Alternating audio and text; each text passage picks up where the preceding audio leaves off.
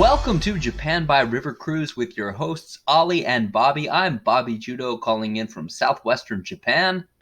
And I'm Ollie Horn calling in from southwestern United Kingdom. So today we'll be discussing Aziz Ansari's new special, which I was in the audience for in his Japan taping. And as always, we're going to be taking an in-depth look at the world of Japanese river cruises, including this week's river cruise recommendation. Ollie? Yes, this week I'll be recommending a river cruise in Kobe, which after a spate of suicides, the company behind the cruise has promised to introduce a belt and braces approach to passenger safety. But we ask, given the circumstances, should you be giving vulnerable adults belts? That is a good question. And also, automation is threatening jobs in a lot of industries in Japan, but we'll be taking a look at why in the coming years a lot of river cruise passengers might be robots. But first, Soap Talk. It's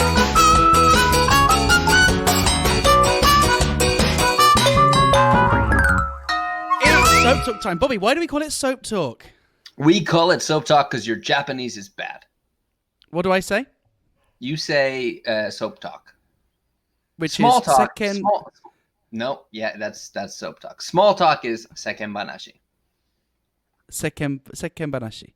What do you got this week, Ollie? Well, I've got bad news this week, I'm afraid, because I did a preview of my show, Pig in Japan, which I'm taking to the Edinburgh Fringe Festival next week, and it was one of my final previews and really important one. I drove 4 hours to the Buxton Fringe, where a series of administrative errors meant that there were a total of 6 tickets sold, mainly because the ticket selling link apparently wasn't online. But it's fine, right? You can do a preview of 6 people. Now, to give a bit of context, the Buxton Fringe is a very well-run fringe, and one of the things that they promise is every show gets reviewed by one of their reviewers. Now, my feelings about reviews are there's no advantage in getting a good review from a publication that nobody reads, and I'm not. What happened? Like, there's no such thing as bad publicity. Well, I suppose that what that means is, right, if a big newspaper or a big publication writes something bad about you, at least your name is in front of loads of eyeballs. But the opposite is not true. That if a publication that no one reads writes something good about you, no one reads it, there's no point, right? So the risk is if the publication writes a bad review about you, because that's what you don't want, right? Because then your just name is Googled, and so, you know, people will eventually find it. So basically... Right. I was expecting the reviewer would have been really obvious because there was only 6 tickets and the reviewer would have been there. I start the show at 9:15, which is after the previous show finished at 9, and it was all going like surprisingly well. The people that were there were really, really up for it. And I like how you're always impressed at your own success. Yeah. They really got behind me, and I was thinking I could pull this off. I could definitely get through this show, and it would have been worthwhile. Then at 9:20, so 5 minutes after I start, a lady walks in with a notepad and a pen and sits down right at the very back. Now, anyone that performs comedy knows that having one audience member that's kind of sat far away from the rest of the group is just annoying because you kind of need to keep, you know... Yeah, it throws off the dynamic. Yeah. Right. And I was so sure she was the reviewer. And another thing I feel about reviewers is, if you're going to come and review the show, they get free tickets. You've got to turn up on time, right? You've got to turn up on time because, number one, it's distracting having someone come in late, right? Number two, if you're going to review the show, you need to watch the whole show. And I start the show with something which is important that you kind of know about in order to understand the end of the show. And also, I think it's just common courtesy, right? And so I was really annoyed when I saw the reviewer walk in at 9:20 when the show was starting at 9:15. And so I kind of paused proceedings because everyone kind of looked around wondering who it was. And I said, "Oh, hello, welcome. Yeah. If you're going to take a seat, come and take a seat a bit further forward." And she goes, "Oh, no, I'm okay." I went, "Right. You don't happen to be the reviewer, are you? You're not reviewing the show?" And she went, "Oh, I might be." I said, "Well, in that case, I'm really sorry to say this, but I'm going to respectfully ask that you leave the show because the show's already started. I don't think you'll be able to write a review." Which was, what the hell is wrong with you? Right. Because, right, I panicked in the moment, and I just thought she was already being difficult by not wanting to move forward, right? Okay. And she was being really cagey about going, "Oh, I might be the reviewer," when she clearly was. Well, who comes to a show, you know, by themselves, you know, carrying nothing else but a notebook? So wait, so your philosophy here is that if she doesn't see the entire show, she can't write a good review. So you should do whatever you can to ensure that she writes the worst review. No, to ensure that she writes no review. Because what I No, felt was no. She'll go. This comic is the worst person I've ever met. well, okay. Well, I said it in a very charming way, and I kind of had the audience on side, right? In the sense that I was like, "Look, I'm really sorry. This is a little bit distracting." You had The other six other audience, six yeah, people on side, yeah. they were all on side. So. And she went, "Are you serious?" I said, "Yeah, look, I'm really sorry, but the show's already started. I'd kind of prefer it if I just played to these people who have bought tickets." And she was kind of a bit understanding, but she just kind of left right away. Then I carried on with the show. I briefly explained to the audience, "Look, the reason I did that is if she was there and she just wanted to watch the show, that would have been fine. But if she stayed till the end, she would have written a review. That review, I don't feel, would have been reflective of the entire show. I think that she owes you the respect to turn up on time, just like everyone else did." And so I got a bit of a round of applause from the audience. They got my explanation. There was another comic in the room, Andy Quirk, who was giving me this look as if to go, "I don't know if what you've done is an absolutely brilliant ballsy move or a real dickish thing to do." And I even called him out on it. I said, "I know the look you're giving me, and you're basically waiting till the end of the show to see if the show is good enough to warrant." Can I weigh in? Because I don't think it was brilliant or ballsy or dickish. I just think it was dumb. Yeah, well, you'll find out why it was, because then at 9:25, after I just got the audience back on side, then I saw another person walked in the room, this time also a single person on their own, a woman carrying a notebook. And then I joked, I went, "Oh, not another reviewer," right? The audience found that really funny. And she went, "Yeah, there's only one of us." I said, "Right, okay." I said, "Are you here to review the show?" She said, "Yes. If I come a bit late," I said, "Yeah, 10 minutes late. What time do you think the show was due to start?" She went, 9:30. That's the published start time." I said, "Right, okay." And at this point, I could just see the penny dropping on all of the other 6 audience members. That what I'd done was kick out an innocent paying audience member. She was not the reviewer. She absolutely couldn't have been the reviewer, because the actual reviewer came in and said, "There's only one of us. It's me tonight."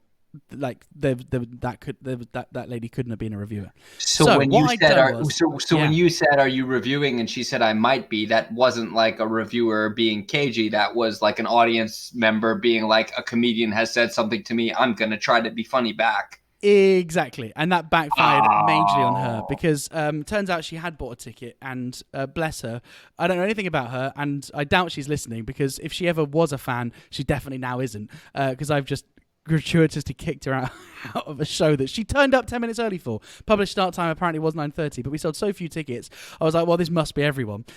And then the reviewer, then I didn't have the heart to kick out a second reviewer, so I was like, well, she better stay. And so then she does end up writing a review of the show.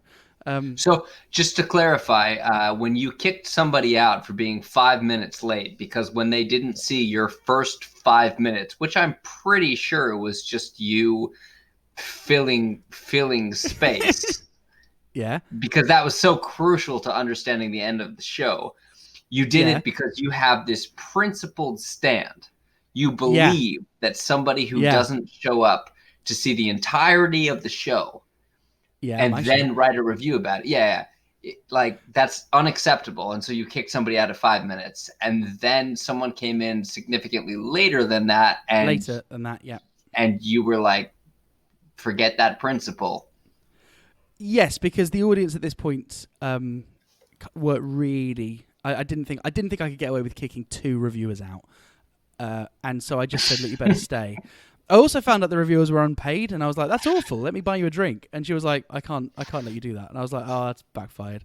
Then the review came out. I wish I'd got the review up on the screen. But basically, it wasn't a bad review. But it wasn't a good review. So it was just one. I mean, also this is very telling, right? I've just Googled Buxton Fringe Ollie Horn review, and I can't even find it. So that just shows how this was a non-problem in the first place. That even I, actively looking for this review, can't even find it. Now that we've mentioned it in the podcast, we listed in the keywords in the podcast. You can Google it again, and you still won't find it. We've got some messages actually this week, Ollie. How on earth people messaged us? People are listening to this podcast, apparently. Could it be the news section I added to the website where you can send us a message? Maybe that works. You can. you can absolutely send us a message from our website at japanbyrivercruise.com. But please don't. Yeah, we'd rather you didn't. Like, just don't. We've got some messages. We've got one from Piano Man Daryl. Piano Man Daryl says, "Hi, Bobby. I've been listening to your podcast with Ollie. It's pretty good fun. I'm a bit worried that the wrong people, i.e. industry people, will listen, but I guess that's Japan by River Cruise people. Of course, yeah. I mean, he clearly means people in the river cruise industry. Well, that is our target audience, Daryl. Yeah, I mean, we have said some things that could be considered critical, and that Japan is super sensitive to criticism, especially when you're talking about behind-the-scenes stuff, especially when you're talking about anything that could be construed as a criticism of an industry that you work in. It could definitely be a little bit risky. But I honestly think that at some point, we could be the mouthpiece that affects positive change and improvement in the river cruise industry, which is really what we want to do. Well, precisely. I think the river cruise industry has been under a rock for all these years, and obviously there's been 2 or 3 Louis through documentaries. There was that week of NHK documentaries and specials that they did. They did that live, the first ever 4K broadcast, wasn't it? It was from a river cruise. Yeah, Kawakudari no Ishukan Banzai. Yeah, that was great. That was really good. And obviously, there's a couple of university faculties that I guess are doing some kind of academic research, but that never really makes it into the mainstream. So I stand by our decision to shine a light on the industry, and I think we're doing so in a balanced way. I want to create a dialogue around it. Although I will say, in a limited way, because we did get another message from Brian in Fukuoka who wanted to recommend he gave us kind of a really detailed review of his experience on a river cruise in Yanagawa. And Brian, what the fuck, man? Seriously, we recommend the river cruises. I read everything you had to say about Yanagawa, and all I have to say is Yanagawa, more like Iyanagawa. Very good. That's a no Japanese thank pun. you. Yeah, meaning no thank you. Yeah. No, yeah. Get that shit out of here. We recommend the river cruises, man. Okay. Well, if anyone would like to email in to not recommend a river cruise, if there's any river cruises which you would not recommend, we're very happy to receive those emails. But in terms of positive recommendations, I think you should probably leave that to us. Yeah, JapanByRiverCruise.com. It has a little feature where you can send us a message, but don't. I mean, we will read it on air and respond to it, but don't. It's a bit pathetic. Good. Well, let's not hope that there are many more messages to come, unless there's we will read them on air though, but don't. Don't. In that case, Bobby, I think it's time for the news.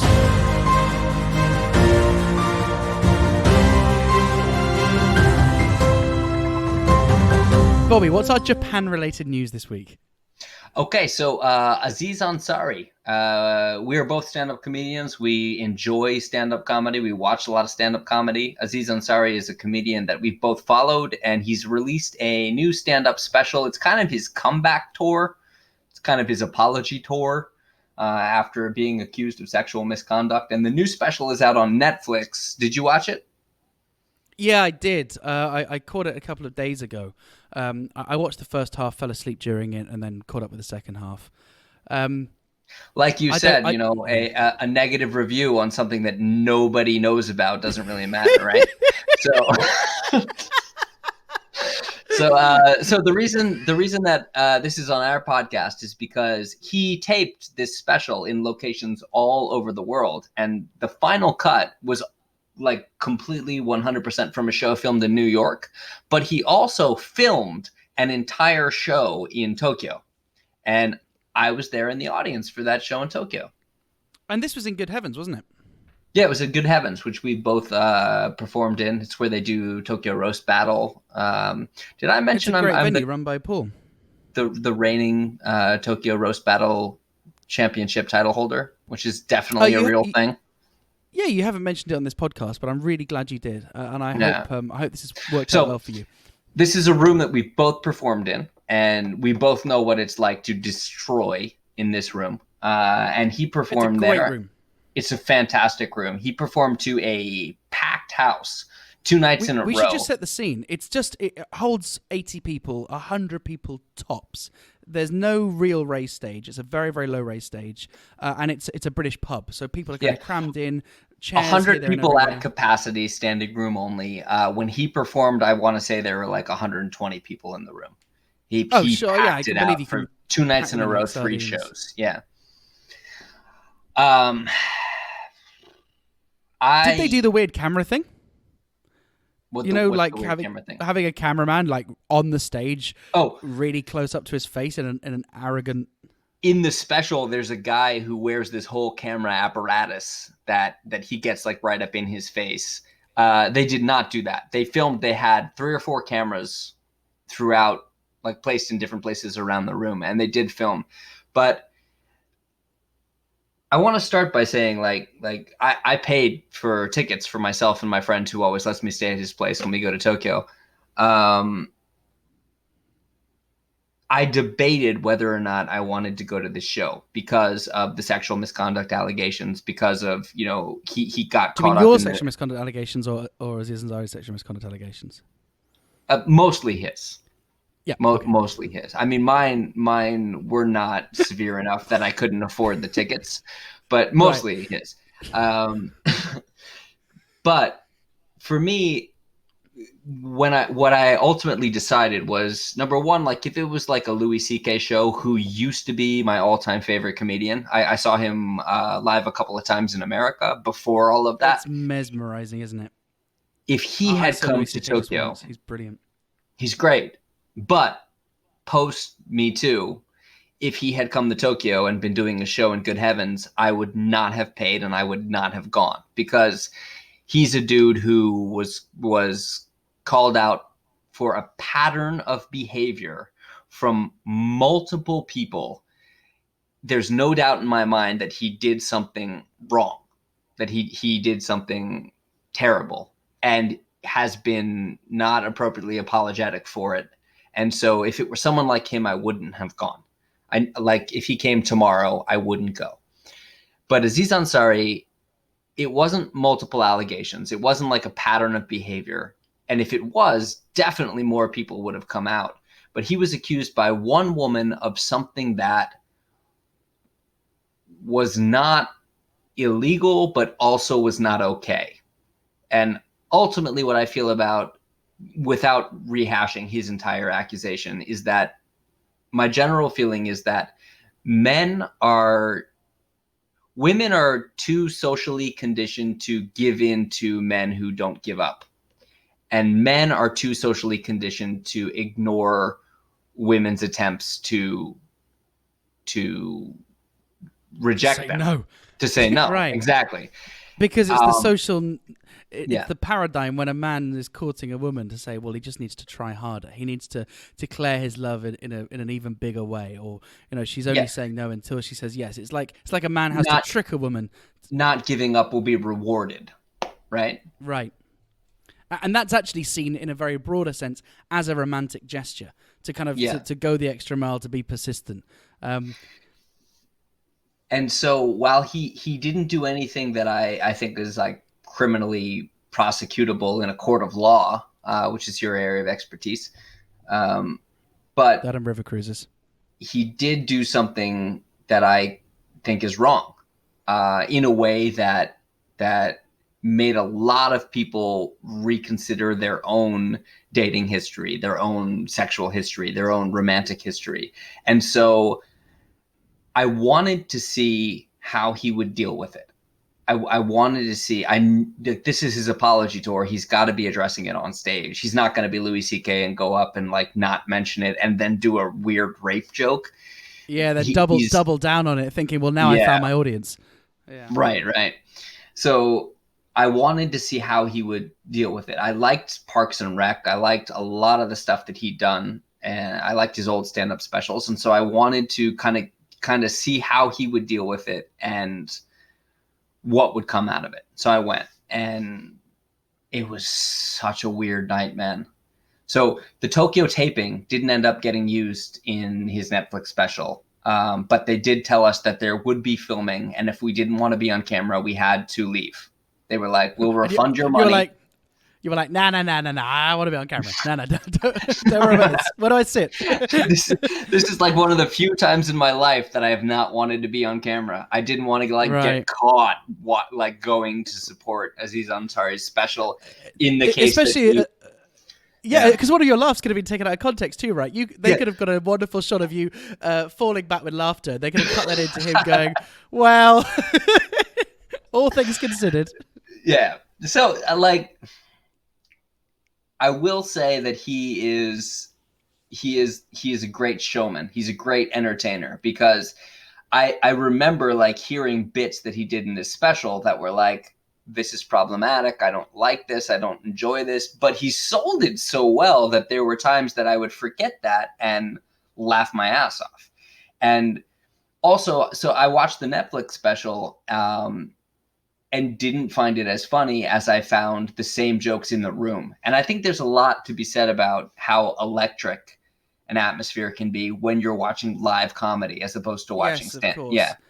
And actually, the room that he filmed it in just kind of looked vacuous, didn't it? I mean, there was obviously it was a deliberate choice. There was no set. You could see the staff in the background. And actually, we don't really have time to talk about it on this episode, but I'm going through this process now because I'm filming my first special. I turned Netflix down. Yeah, I'm sure you did. And I'm having to think about this too, right? How do I want to represent my show on camera? I guess we'll part this for a future episode, but I didn't really feel like I connected to him. I guess what he wanted to do was kind of look like he was exposed, look like he was stripping back to basics. But I don't know. I find Tokyo a weird place to go when someone's like, "Look, I exist on the penumbra of acceptable sexual morality. Where can I go to find people that might accommodate me?" So I definitely do want to address that, because first let me say, so in the Netflix special, he addresses it up top. That's the first thing he talks about, and in the live show, it was the last thing he talked about. In the live show, he spent this whole time building up to, celebrities who get derailed because of their sexual misconduct. And he talked about R. Kelly, he talked about Michael Jackson, and the idea of how far is too far? When do you cancel somebody? And it was all a way of building up and framing the conversation around himself. And in terms of construction of a show, it was masterful. But about the sexual misconduct, what I want to say is he talked about it, and he only gave the person that he allegedly victimized one line. He gave her one line, and it was that he felt all kinds of ways about it. He felt scared, he felt humiliated, he felt defensive, but ultimately he felt terrible that he made this person feel that way. That was the only time he referenced her. And then immediately after, in the live performance, he said, but it made me rethink my sexual history. It made my friends rethink their sexual history. And so maybe it was a good thing. And he used the phrase good thing. And you throw away the victim, and then you talk about how it might have been a good thing for you. And I was like, oh, that's not a great. And did the room respond appropriately to this? In good heavens, were people like, No. Because he did this at the end of the show. He'd already won them over. They maybe weren't thinking as critically. And let me say, winning them over was an amazing feat, because more so than the weird tension hanging over the sexual misconduct issue, he created an insane amount of tension over the fact that they had a ethnic seating policy. They had a racial separation seating policy. Here we go. This sounds like the kind of thing we need to get our teeth into. How on earth did this come about? When we show up to this show, we walk in, and there are people telling us, it's going to be taped. There are people telling us, where we're allowed to sit. And there are, good heavens, is a stage that's right in the center of a room, and it's surrounded on three sides by seating. And all the front row seats are open, and they tell us you're not allowed to sit there unless you're Japanese. He's filming his Tokyo special. The first two rows in each direction, so on three sides, are reserved for Japanese people. And we've performed English comedy in Japan for years. We know that Japanese people don't go to see English comedy shows. Or the ones that Yeah. do, they want to sit at the back because they're not confident they're going to understand it. Right. So you have a handful of English-speaking Japanese people who've gone with their friends or their boyfriends and girlfriends. And so when they don't have... so they got split up. They started trying to split them up. They started No, going that's around ridiculous. to groups of friends and saying, can just the Japanese people from this group come sit in the front row? They started going to couples and saying, can just the Japanese person come sit in the front row? Hang on a minute. The front row is about 20 seats. So I doubt that a fifth of tickets were sold to Japanese people anyway. Yeah, no, they couldn't fill it. So they had a handful. They had like 3 or 4 people who were Japanese American, who were just like American English people. And then when they couldn't fill it, they started trying to break up couples. They had a guy who tried to sit in the front row with his Caucasian girlfriend, and they were like, you can sit here, but she can't. And they were like, well, fine, we won't sit in the front row then. And they moved back to a back seat. Then they still couldn't fill it. So the staff and the MC started going, you don't have to be Japanese as long as you're Asian. Any Asian ethnicity will do. Oh, no. Chinese people, Vietnamese people, Korean people, Malaysian people. Someone from the Philippines raised their hand, and the MC looked at him and was like, yeah, you're like the real line. Wait and see there's somebody else. It's like they had a color chart, right? Isn't there a thing on the Family Guy where yeah. okay, not okay. Goodness me. And so that's what I wanted to say, because the idea is like, so it's sexual misconduct, but it is this politically correct, this being extra sensitive to every group's needs culture that kind of produced, I don't want to say that. How do I want to phrase this? So the Me Too movement is part of this politically correct culture. And so your career almost got entirely derailed because of that. And your apology tour, your first stop back on like this new attempt to rejuvenate your career, you're going to come out with an ethnic separation seating policy. Oh man. But doesn't that just show, right? Be like, any Asian will do. Yeah. I mean, doesn't that just show the extent to which he wants to curate the environment in which he makes his apology? Like, if that's very much that's so. Only the kind of engineering that we saw. Yeah. So he finally ends up filling the first 2 rows on all 3 sides with Asian-looking people. And then he comes out for the first time. And let me make this clear. Like, it was all staff who was doing this. It was MC for the venue. It was his production team. And so some people are like, well, maybe it wasn't him. Maybe he didn't know. But he definitely knew. And he also made... no way did he not know. No effort. Like the people who MC'd him onto the stage, he didn't meet. He never like spoke to him. Yeah, it's very weird. But didn't want to meet. He hung out completely outside of the venue until the MC was on stage talking, and then when it was the perfect timing, they brought him on. He was on, he came on stage, he left. Nobody ever interacted with him or talked to him except his team outside of the show. And then when he got on, he did a lot of crowd work. He did his first 10 minutes in Japanese. He speaks decent Japanese. Like if you're like so maybe that's why he's a pervert. Beginner level, maybe like first year Japanese. But I bet that crushed it, didn't it? It killed. And what he did was he ran around going, Gaijin des, I'm a foreigner, Gaijin des, where is Golden Guy? Where are all the cherry blossoms? And he just kept screaming this stuff that was like, I'm going to go find the cherry blossoms, I'm going to take a selfie. And it destroyed. And it drove me crazy because as a foreigner on Japanese TV, like, he would destroy me. He would do much better on Japanese TV than I would. So maybe we just need to communicate this to him. That shit up. Yeah. Like if his apology tour doesn't work and he can't get his American career back, he could kill in Japan. An open letter to Aziz Ansari. Go to japanbyrivercruise.com. As long as you send us an email that doesn't involve a recommendation, we'll hook you up. I'll manage you, man. We'll make a fucking fortune just running around screaming, I'm a foreigner. That'll kill, man.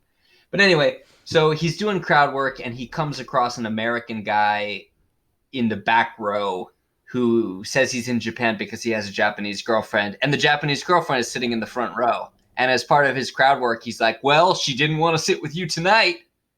No And way. it's like, he did, yeah. Oh, no. It's like, that was not that. That's your ethnic separation policy. And then in his crowd work, he talks to an interracial couple. And he's like, as an interracial couple, have you ever faced discrimination? Chinese dude is like, yeah, you didn't let me and my girlfriend sit in the front row. And that was like, for me, one of the biggest laughs of the night. But like the whole thing was so awkward. I feel like he didn't handle the sexual misconduct well. I feel like his Japanese bit was pandering at the worst level if you're anybody who's ever lived in Japan and experienced Japanese entertainment. And then the whole weird Asian only policy. But so he explained it when he got called out on stage. He said, I'm filming this special and I want to film a Tokyo special, and I can't do a Tokyo special with all white people in the front row. I understand that from a production standpoint.